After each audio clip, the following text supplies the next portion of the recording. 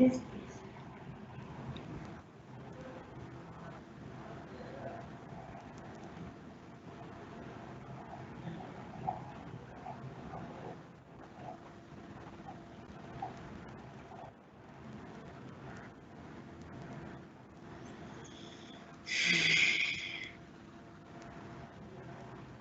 Hello everyone, this is Anosia Nazir, representing the live broadcast for Oxford University Press, Pakistan. This is the last day of our one-week-long webinar series. Today's webinar has been carefully structured by Ismat Riaz for our modern-day trainers and teachers. Over to you, Ismat. Thank you, Anusia. Bismillahirrahmanirrahim. I am Ismat Riaz, author of Understanding History books for classes 6, 7, and 8, published by Oxford University Press. And this session, I welcome you to this session on history to be taught and learned at school level. History is a much misconstrued subject at the school level, and unfortunately it has been reduced to rote learning and without applying the creativity and the critical thinking skills that it deserves. I would like to start with a quote from Richard J. Evans,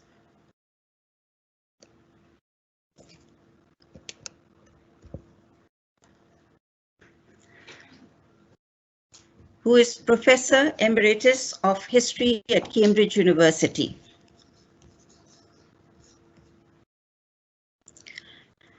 History is an academic discipline with its own rules and procedures. Teaching it in school means getting pupils to read historical text critically in order to make up their minds about key historical topics so that, at the very least, they will emerge as independently thinking citizens when they leave school. The aim should be to understand any historical event, why it happened, how it sustained itself for so long, and how it came to an end, and not just to label it good or bad. This session focuses on the teaching and learning of history at the secondary level. It is also meant for elementary teachers and social studies teachers or anyone teaching history at any level. As a history teacher, you have the opportunity to impact your students at a very important time in their lives. This is the time when they're curious, they're imaginative, they're creative, and they love anything which has activity in it. So teaching 6th grade onwards is a very special challenge, but very rewarding at the same time. And you discover a multitude of resources that can help you with it. At the end of the session, you will know that history is an academic subject, but also understand that history can be an enjoyable and a fun subject for students. As part of your professional development, you will have connected with what is required to further your education as a history teacher and how to approach the teaching and learning of this subject. You will also have understood how primary and secondary sources make history learning interesting and ensure critical thinking. So have a pencil and paper ready to do some activities. So join in this activity. Make these 9 dots on your paper, as you see on the slide, and then try and connect these 9 dots with 4 lines and don't lift your pencil. So you have a minute to do that.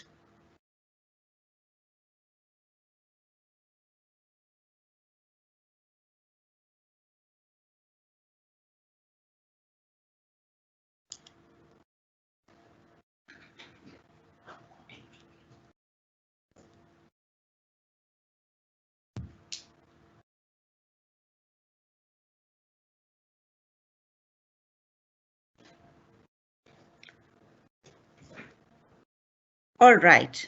Now, the basic thing is that you will probably have connected dots and made it into a square. But if you go beyond that, you could have used these 4 lines to connect these dots in whichever way you wanted to. So this is the approach to history. This activity teaches you to think outside the box. History teaches students to think for themselves and to widen their perspectives. So why is this so important? It is important because it is people who make choices and choices make history. So let us begin by acknowledging that history is the human story. Now, from the time of the Stone Age to the nuclear age, history has been unfolding over millions, millenniums, and decades and so forth. And it has been part of ordinary people and also part of emperors, kings, battles, everything that has to do with history. And as William Shakespeare says, there is a history in all men's lives. So we are living history every day in our lives, and people who went before us lived their history, and the people that come after will continue to live history. Now, step one, we'll have 7 of these steps in this session, is to further your history education. With history, there is always so much more to know. There are so many things that you still need to know about. History teachers particularly have to constantly be in the habit of taking in new information. So make learning as a way of being for yourself. Never stop learning. Educate yourself and expand your own education. And by that, I mean that you can go on to your master's, you can go on to an MPhil. So there's a constant learning curve in your life as a teacher. Now, as to further your history education, you can keep on attending workshops. You can go to lectures by renowned historians and people. You can watch films and videos on historical content. You can join online courses and literature festivals. I find literature festivals are easily accessible now in Pakistan because all the main cities do have them annually.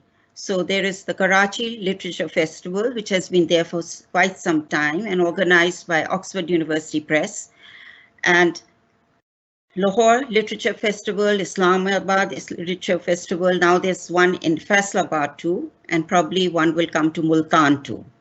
So in these literature festivals, world-renowned historians who've written books on history and on other subjects are there for you to come to and hear and learn a lot in just one session. Teachers have to prepare. So preparation is step 2. So it requires a lot of reading, researching, and learning. So know your content well. You could be teaching what you did not do in college or university. By that, I mean that maybe the period of history that you're teaching you did not do in college, or you may have a degree in a subject other than history. So know your content well. Learn the content ahead of time. The textbook may not be enough, so you need to research. Breadth and depth of the syllabus can be daunting. It is always challenging. So for that, you can establish a theme for your course and go accordingly to that. And also you can have just focus on the key points of each chapter. The textbook. Now in our country, the textbook, I call it the textbook curriculum because it has everything, and that is the tool that you use in the classroom constantly. So it is not a bad thing to start with your history textbook and rely on it for some time initially. It is useful for background knowledge and a guide to the curriculum learning outcomes, SLOs, that everybody is now talking about. The textbook might not be always totally inclusive of all knowledge, not always extremely exciting, but you can start with the textbook. Step 3, make history fun. Now, to make history fun, you must allow students to have a creative outlet with the content of history they are learning. As a teacher who has an experience of over 35 years, I have always noted the excitement and enjoyment students felt whenever they discussed or wrote on a primary or secondary source by analyzing these primary sources in detail, looking below the surface or looking deeper into the image. So what we will be concentrating on is how to use primary sources as something to engage students constantly in history. So how to engage students in their history lessons? So you start a lesson with a primary or secondary source, such as a letter, poster, political cartoon, image or picture, map or artifact. And we'll be talking more about these as we go along. Political cartoons are fun, and I've been using them for years and years, and these are really old ones that you see there. And there's a very exceptional cartoonist called Maxim. So he made cartoons for The Nation and the Pakistan Times and so forth. And he always has this little boy there who is either cynical or he makes a quip or a witty remark. So on the left, a very important thing is power generation for any country, whether history or geography. Kyrgyzstan, which is a state, the Central Asians, one of the 5 Central Asian states, is keen to export electricity to Pakistan. The little boy says, "Papa, why import? Can't we steal from Kyrgyzstan as we steal wapdas for our house?" So he's letting out this secret now that a lot of the electricity in our country is not paid for and just stolen. They came, they sat, they ate, they enjoyed, they left. And the little boy says, positively, it's either SARC or OIC summit. So these world forums have been pretty ineffective in the kind of work they were supposed to do. Quizzes are always looked forward by children. They're interesting. Children at this age are competitive and they love to do that. So in an academic year, you can have a couple of quizzes spaced along as you go along. So this is a caricature of political figures from the 90s.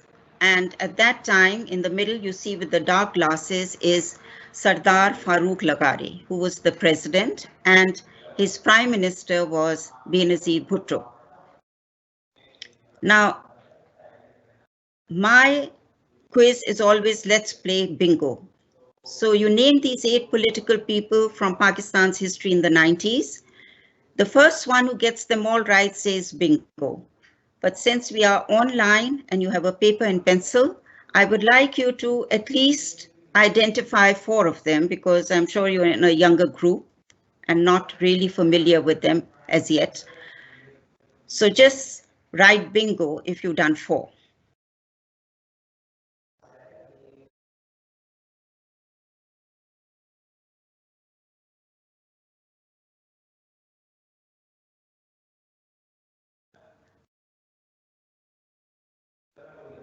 So Anusia, can you tell us if somebody has come up with bingo?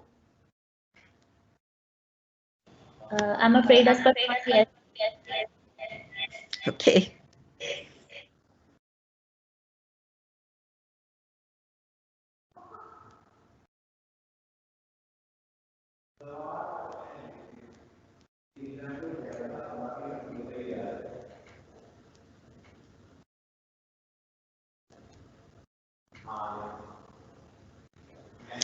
Okay. Let's just identify a couple of these. In the middle is Sardar Farooqi, and I will read out what he has to say. Plunderers will be taken to task. A mantra which has come down from that time to the present government. Plunderers will be taken to task, so nothing changes. On the right side, you have Qazi Hussain Ahmed, who's the head of the Jamaat-e-Islami. And he says, no more alliances. We have had enough of them. Underneath him is Nawaz Sharif, a very young Nawaz Sharif. Oh no, no more loans. Again, loans have been a big issue all along in our history.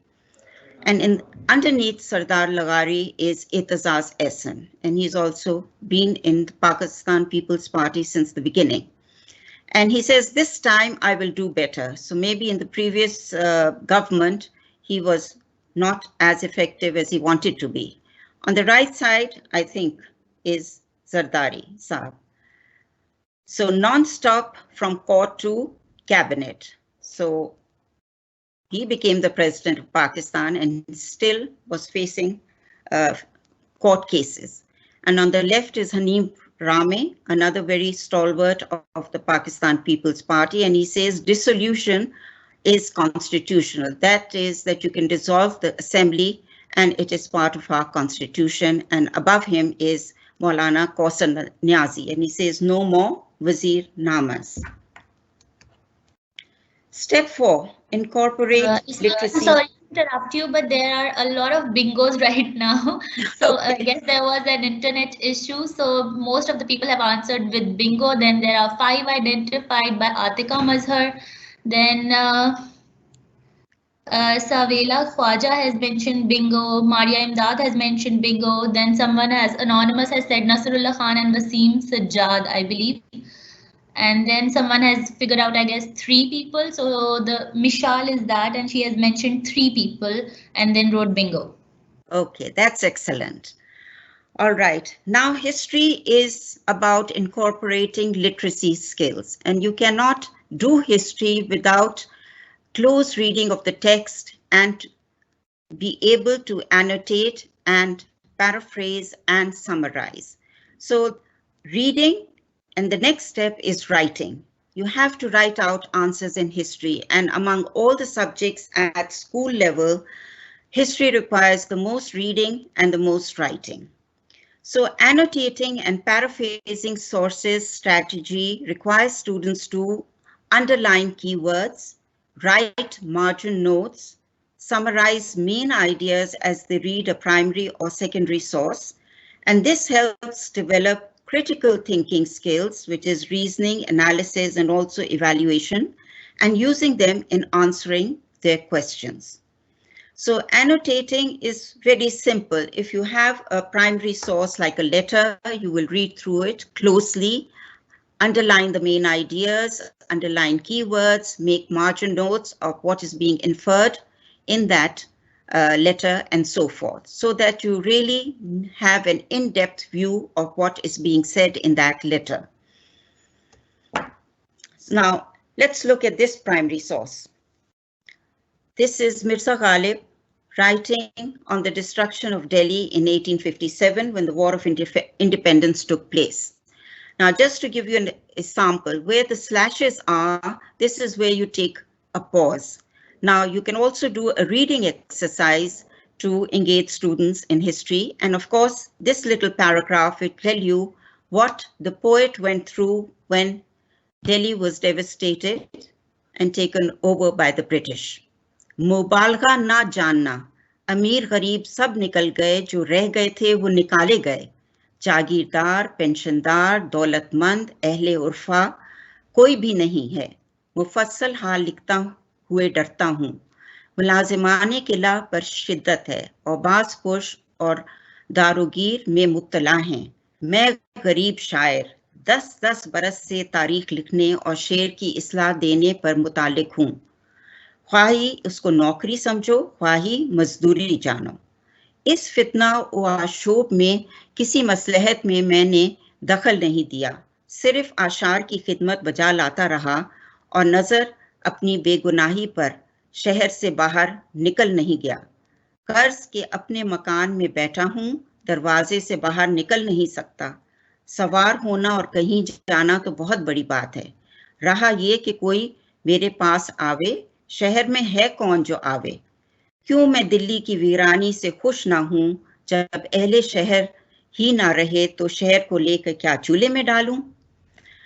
So a very sad exposition of what happened in Delhi at that time, and he's an eyewitness to it, and this is a primary source.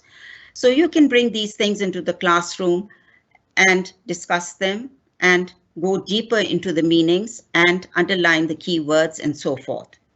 Now, one poet at that time escaped from Delhi and he went to Lucknow, which was another center of Urdu culture and so forth. That was Mir Taqi Mir. And he ended up in a mushaira in his tattered clothes, and all the other poets looked at him and stared at his state. So he came up with this verse. Dilli jo ek shahar tha alam mein intakhab, रहते थे मुंतखिब ही जहां रोजगार के, जिसको फलक ने लूट कर वीरान कर दिया, हम रहने वाले हैं उसी उजरे दयार के. And you feel that lump in your throat at the devastation that this hugely cultural city, a bright city full of lights, had to suffer and be finished, and a whole culture went with it, which was the Islamic culture. So these things are what engage, and these are primary sources. Poster from the time of the 40s. So this was a pledge taken by the All India Muslim League in the 1940s, and of course it was done after the passing of the Lahore resolution in Minto Park. Pakistan is ours by right of nationhood. So there's a discussion there about the two-nation theory, about being two nations in India, as Sir Sayyid said, Hindus and Muslims, by right of majority. And when you look at the map, the majority areas that they've colored in as Pakistan were Muslim majority areas. By right of national justice, that it is justice to the national cause of India that Muslims be given their own state. And by right of popular verdict, by that time, all of India, across all of India, Muslims were into the idea of Pakistan and they were supporting it. So what was the motivation? We shall fight for it, we shall die for it, take it we must, or perish. So it ends on an ominous note that if we don't get Pakistan, we will be finished. Now these are three primary sources. You can see the poster there, the resolution which was passed in 1946, and it has Quaid-e-Azam's signature on it and the initial flag that was made for Pakistan. On the left side, you have a pamphlet written Now or Never, in which Chaudhry Rahmat Ali proposes Pakistan. And on the right side is the letter by Lord Balfour, which has caused so much chaos and unrest in the Middle East. So it came to be called the Balfour Declaration, and I'll read out a little bit of it. His Majesty's government view with favor the establishment in Palestine of a national state for the Jewish people, and we will use their best endeavors to facilitate the achievement of this. But it should be clearly understood that nothing shall be done which may prejudice the civil and religious rights of the non-Jewish communities in Palestine, or the rights and political status enjoyed by Jews in any other country. Now, the making of creation of Israel in 1948. The first part of this declaration happened, but the second part was that the non-Jewish communities in Palestine will not, their rights will not be taken away. They will have equal status in that state and so forth. And to this day, the Palestinians have not been given their rights. So it is current history right now, and something that your students can research and come up with and have a debate about. Primary sources can be pictures, images, maps. So most history textbooks and many academic histories use images to illustrate the history that they tell. However, when used in the classroom, we rarely spend time exploring the images in them and focus our attention instead on the written content. I'm sure you're familiar with that. We do so because of the way that images are presented in many historical texts, and also because of the way that historians are trained to view these illustrations as illustrations of written history rather than sources of history. So whatever pictures are there now in your books or illustrations, treat them as primary sources of history. On the left side, this activity can go on throughout the year, and it is something that they will enjoy. Ask them to make this chart that you see there. And on the left side is a miniature from Mughal times, and it is the Mughal Emperor Shah Jahan, who is holding his court. So step one would be observation. And in the handout that goes with this webinar, you will find the details there. So I won't go too much into that. But for 1 minute, you can look at this miniature and do this chart if you wish to. I'll wait 1 minute for you.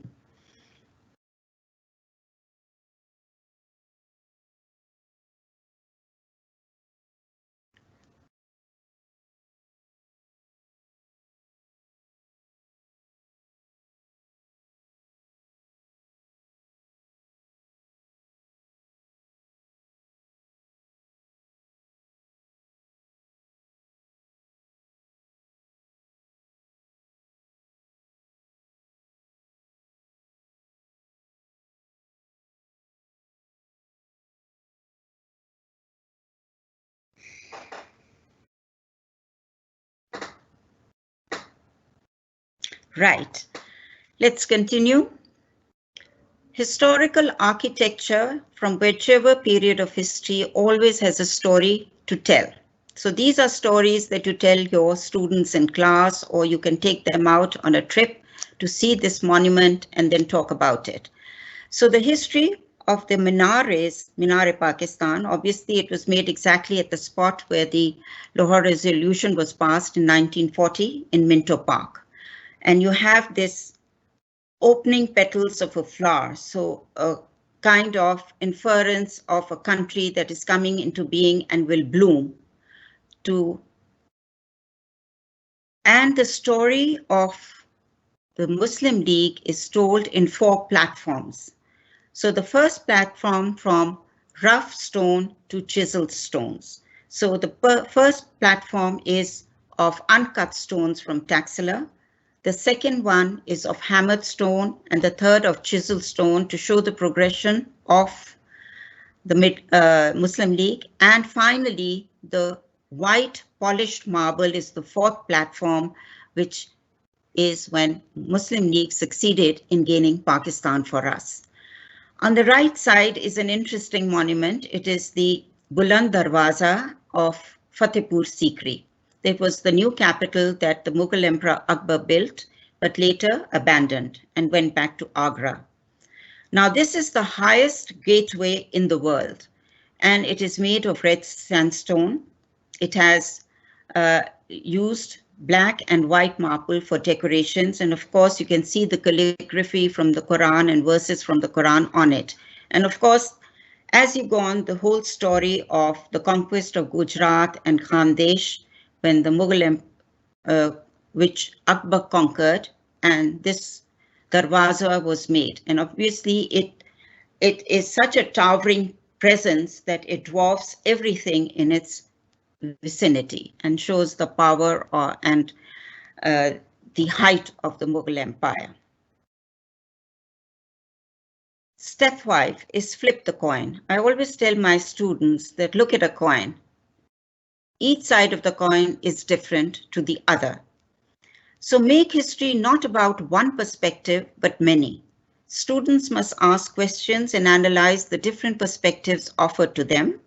We fail our students as history teachers when only one or a linear approach is taken. Unfortunately, a lot of the time, it is done that only a linear approach is what gets to students in class.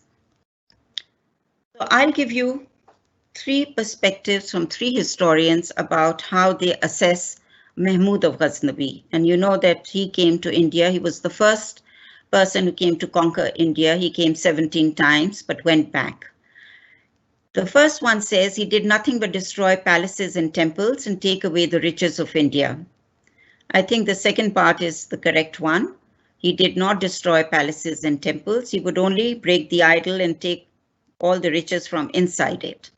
Mahmud was a brave general, a great ruler, and a politician who laid the foundations of a large empire in Central Asia. And this is mostly true, because if he came 17 times to India. He was never defeated. So he was a brave general. He was a great ruler of his area in Central Asia.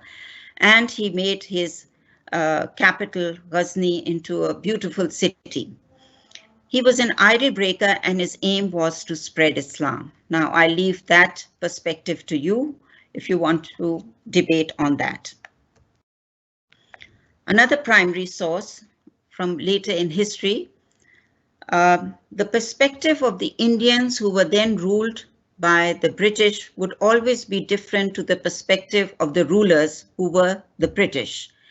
And in 1857, when the war happened and the Indians were defeated, the crown in Britain took over the management of India away from the East India Company, and the ruler then was Queen Victoria.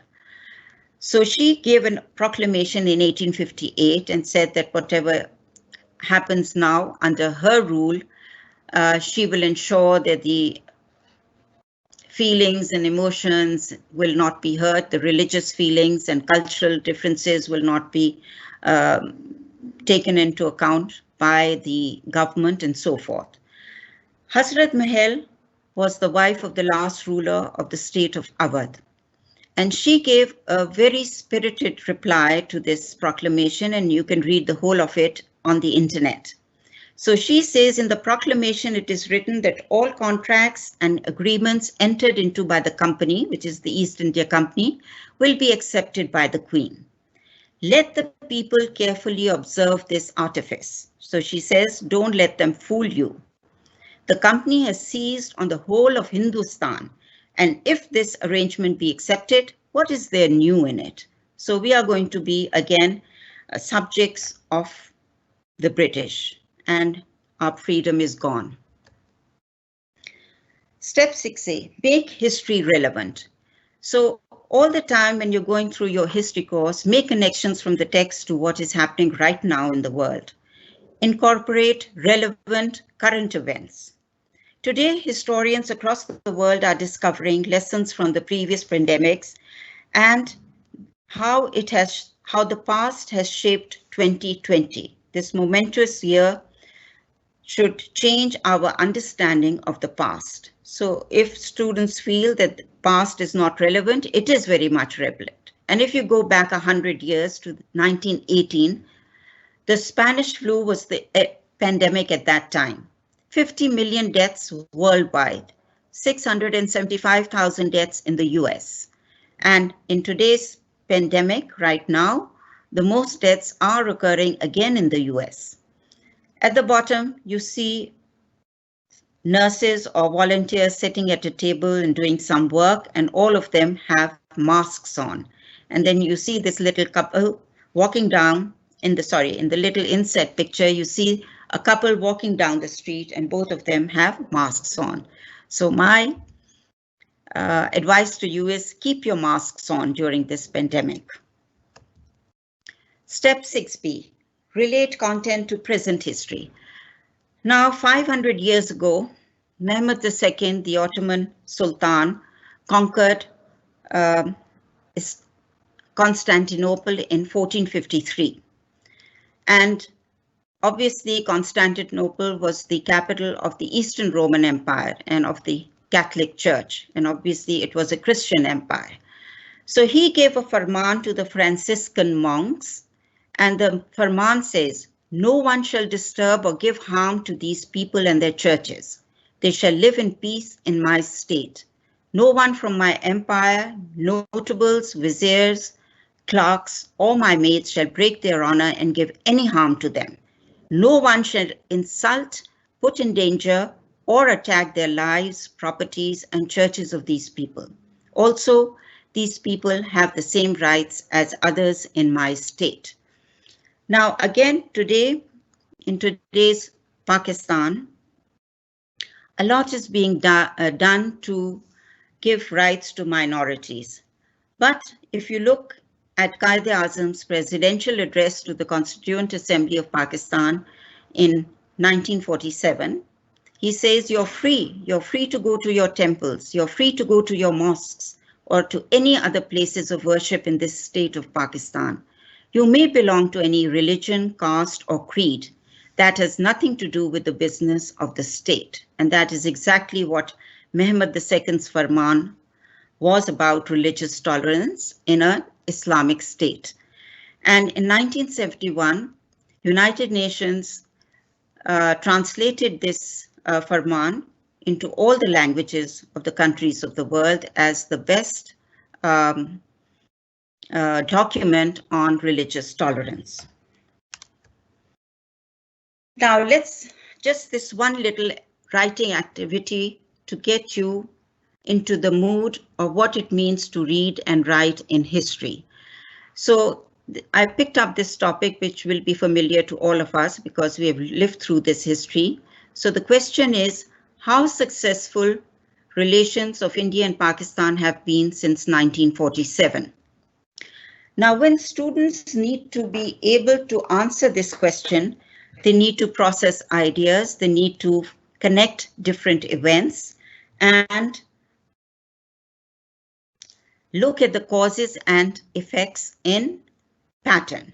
So once they've done all of that and the close reading of the text, they will have to express the conclusion they feel they came to and cite evidence for it. And that is what history is. So for 2 minutes, I want you to think about the successful relationships of India and Pakistan, in which the answer will be both about failures and the successes. 3 wars with India, cultural exchanges, Tashkent Accord, and so forth were some things that were good about the relationship of India and Pakistan. Now, what conclusion would you come to? I would like you to take 2 minutes and write it out, and then Anusia can read out a few to me. Sure.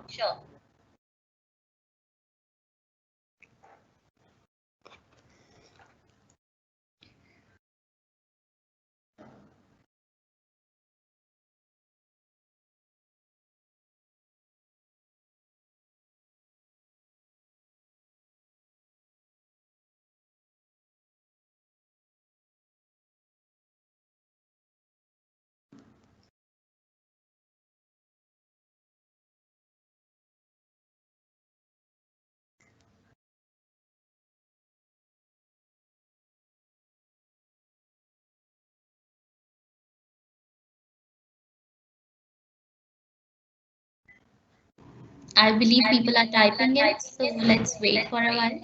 Okay. Because as you proceed further, then the responses start coming in. Okay.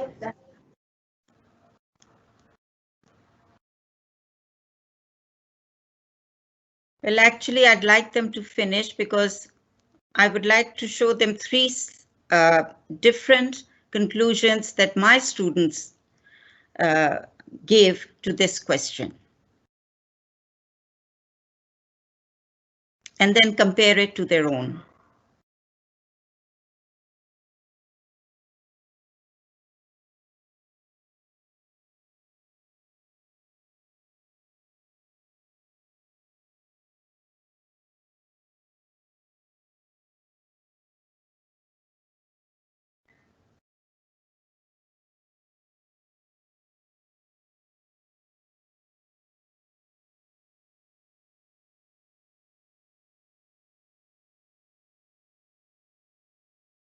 Ismat, we can do is that you can proceed, and as soon as the responses will come in, I'll share them with you. All right. Okay.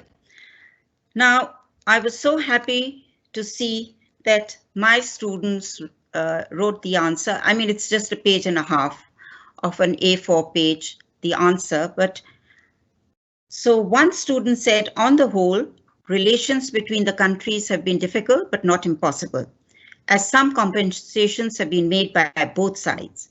However, a solution to the Kashmir issue is crucial for successful relations. Now, in the first, he's just summarized the relations, difficult but not impossible, and some compensations have been made. But he says, he problem solves, a solution to the Kashmir issue is crucial for, and I'm sure all of us will agree with that. Another student wrote, India and Pakistan have not been. Ismat, may I please interrupt? Okay, so we have started getting the responses. All right, Okay. so the Isma has written Kartarpur corridor is the symbol of peace between the two countries since 1947. Mahwish Ahmed has written Pakistan and India have had very need-based relations with each other. We have had from 1950 to 60s to 70s to 80s and end of 20th century a few events that brought us till the verge of war, especially four times. Despite that, we have managed to keep afloat each of our independent governments. We bonded much later towards late 80s and more in 90s as both became nuclear power. And so the answer goes on. I'll go to the next response. Yunus Masih has mentioned since 1947 till today the India-Pakistan not too good due to Kashmir cause. If this cause be solved, then the relation go towards good. Thank And you. then Arisha Fatma has written, since achieving independence, two independent nations are formed. Both of them shared a tense relationship and we have clashes in almost everything. That would be Okay, all. excellent, excellent. Now, I'll just read out the second, and these are just 13, 14-year-olds who are giving these conclusions to this question. India and Pakistan have not been successful in keeping a healthy relationship with each other, even though both countries are now trying to be what Quaid-e-Azam Muhammad Ali Jinnah said in 1948. I want Pakistan and India relations to be like the relations of USA and Canada. Who knows when this might just happen? So this is an actual quote from which Quaid-e-Azam did say in 1948 when India was partitioned into India and Pakistan, and he wanted both countries to get along as good neighbors. And of course, that has not happened, but who knows when this might just happen. So he's looking into the future and being hopeful about it. Now, the last one, the third one, says, therefore, as much as we want to be friendly with India, we cannot. This is because till the time we will eat cow's meat and they will worship the cow, we cannot be on friendly terms. So he, in one brush, writes off that there can be no friendship with India because of the two-nation theory. And of course, the two-nation theory was based on all of this, that the religions were different, the cultures were different, the languages were different, and the fact that they had to live together in one whole India was not possible. And that is why the concept of Pakistan came in. Now, there's a lot of depth, and the way he said it is also very humorous, that, you know, till we eat the cow's meat and they will worship the cow, we cannot be on friendly terms.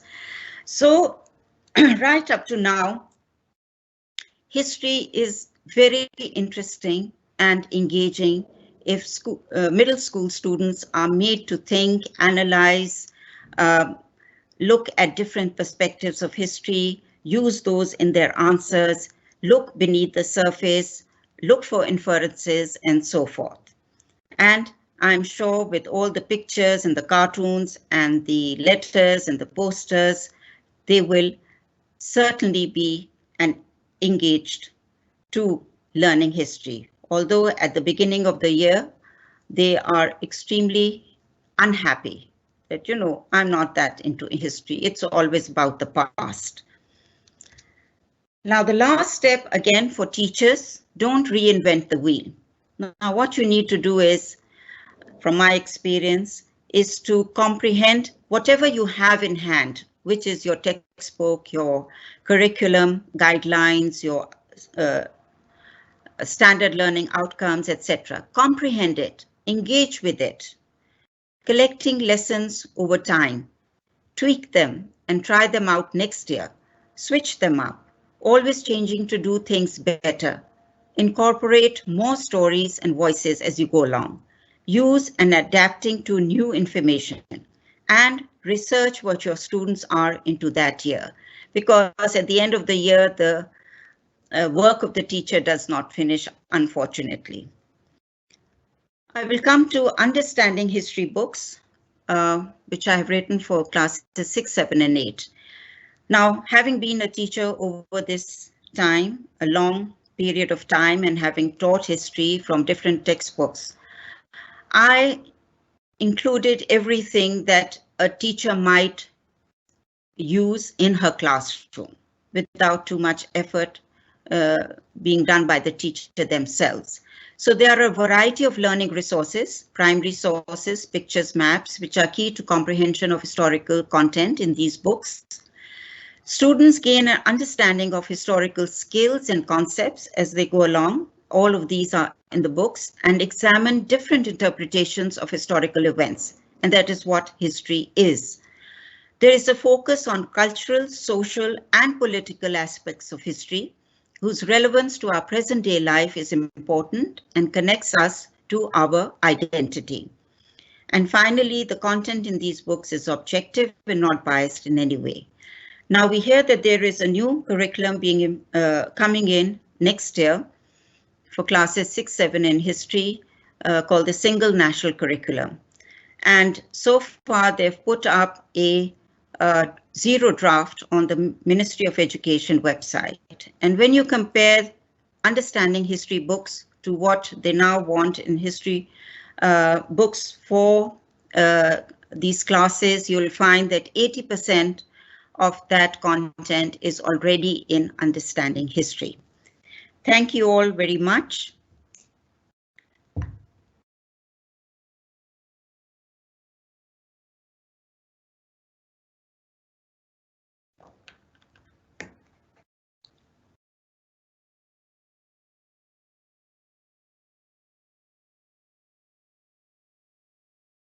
Thank you very much, Ismat. Thank you. I'll just request everyone to ask questions, and meanwhile I'll be continuing. I'll just wait for a minute for the questions and then we'll proceed.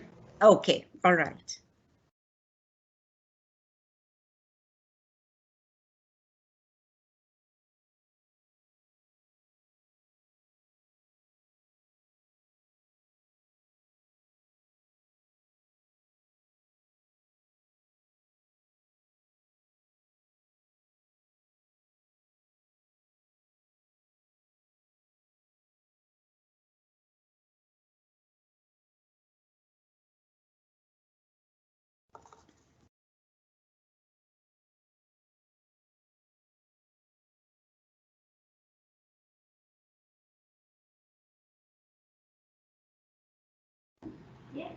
All right. Thank you, Ismat. It was a wonderful session and we thoroughly enjoyed it.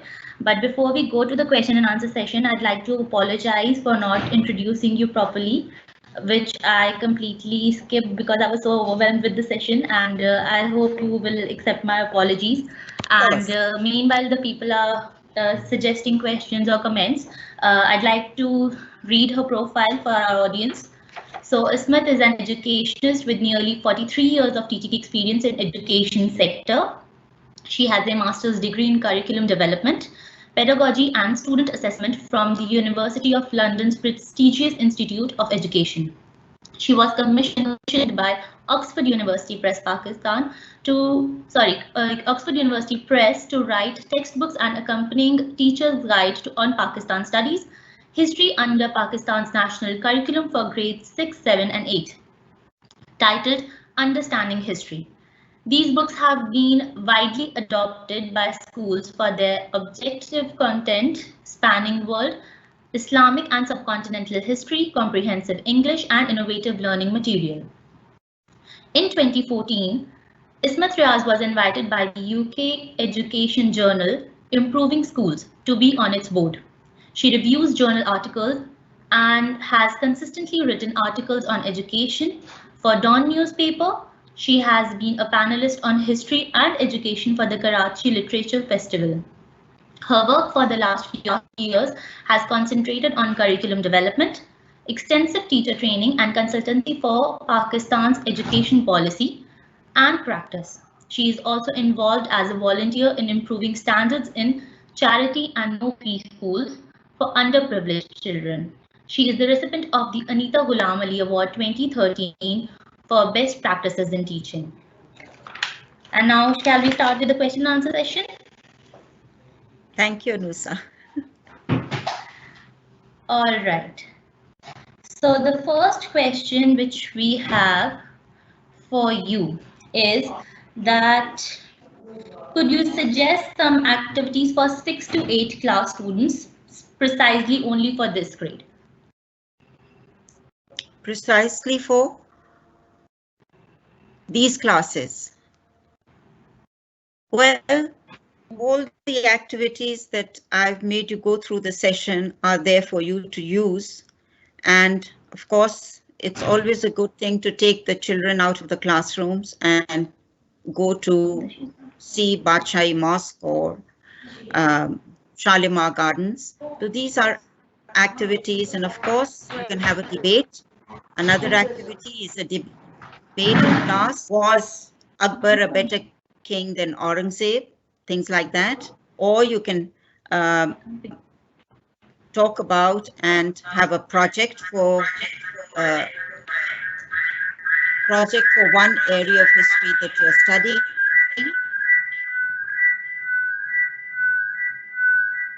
Okay, you need to turn yours on, otherwise it'll be in.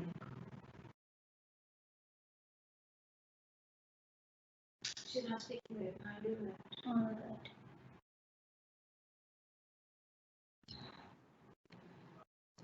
Any more questions, Anusia? I was not able to hear. There was some error. Okay. Another question is that how do we make topic relatable to contemporary scenarios? Well, anything that comes in the text, you can find a parallel for it in the previous history that has gone by or in the present history. Now with Mughal history, you can always see the dress code of the nobles and the kings at that time and all the ladies in the Mughal court. And today you see the same kind of dresses around in Pakistan. We wear these long dresses, we wear the churidar. So there are many, many ways of parallel history that you can see. Even the cuisine you can talk about. There's so many dishes from Mughal times. And all over, it will come to you. Every time you read the text, it will come to you. And children are very bright. They will tell you many, many things that are common between perhaps what happened in the Sultanate period or the Mughal period and today. Okay, so someone else is asking, I am not mentioning the names because I have just written down the questions. Suggest activities for A-level students, particularly. Okay, A-levels is,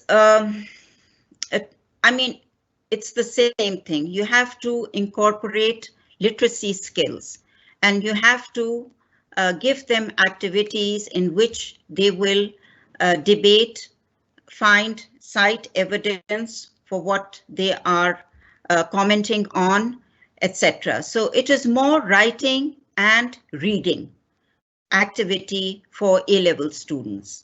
And the more they read and the more they are allowed to write and express their comments and conclusions, the better they will do in their A-level exams. Of course, other activities are obviously because it's a higher level, you can do debates again. You can have discussion, a lot of discussion in class in A-level classes. So that is how, and then you can give them an activity of writing on it. Thank you very much, Ismat. I hope the teachers are going to apply these strategies. Another question is that memory and history are quite related to one another. So how to help students to memorize dates? All right. History, as somebody said, is not a burden on the memory. It is not a subject which is rote learned.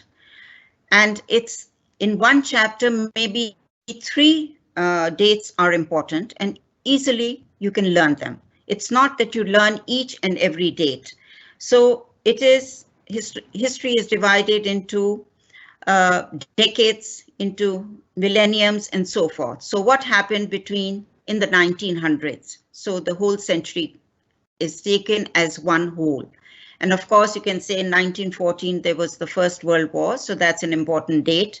If you go into Indian history, then 1857, the War of Independence, that date you must know. You must know the date of the First Battle of Panipat, which is 1526, and the next second battle and the third battle. So dates can easily be learned if you have a context for them. And not all dates are important and they need not be learned. Thank you. So another question here goes as that what strategies can be applied for young learners to engage in history classrooms? For very young learners, well, history is not taught till class 4. So there's modeling, there's architectural, you can make a model of the Shah Faisal Mosque or the Badshahi Masjid. So something that they do with their hands. You can find them. There are lots of resources on the internet that you can tap in and find activities for young learners of history. Thank you. I guess we are done with the questions, and other than that, we are having all the praises and nice comments and a lot of encouragement for OUP as well as for today's session, and people are really happy with all the activities and answers because there are some questions which you have already answered, so I am not going to repeat them because they were connected somehow with one another. Would you like to say something, Ismat, at the end? Yes, very much so, because I've been passionate about history since school, and I took that subject in college and at university level, in my high school, and I am constantly still learning. And I want you history teachers out there to follow my path. Be passionate, love the subject, research, connect with your students, engage them in all the activities that I've told you about so that they become thinking individuals and help society, because history is a powerful tool to change society. And I wish you all the best. Thank you so much. Khuda Hafiz. Thank you very much, Ismat. The link for the handout has already been given in the chat box. Thank you. With that also, we have shared the feedback form. I would like to request all the participants to click on the link for the feedback, and you can share your feedback over there. It's really valuable for all of us. And Ismat, I would like to read a few comments for you if you would want me to. Sure. So Sandal Imran has mentioned that great session. Mary Wilson has read thank you, Ma'am Asmat. It was a wonderful session. Sumaira has said very interesting and informative session. Rida Faizan has said informative session. Someone as anonymous has said good session. So another one says excellent presentation. So yes, everyone is really happy to have you, and they are writing all the praises here. And I would again like to remind everyone out here to fill in the feedback form. With that, you can also take the handout from the link. Thank you very much everyone for joining in here. We are very much happy to have you all. And thank you, Ismat, for conducting this session for us. We are really pleased to have you. Thank you so much. Thank you very much. Allah Hafiz, everyone.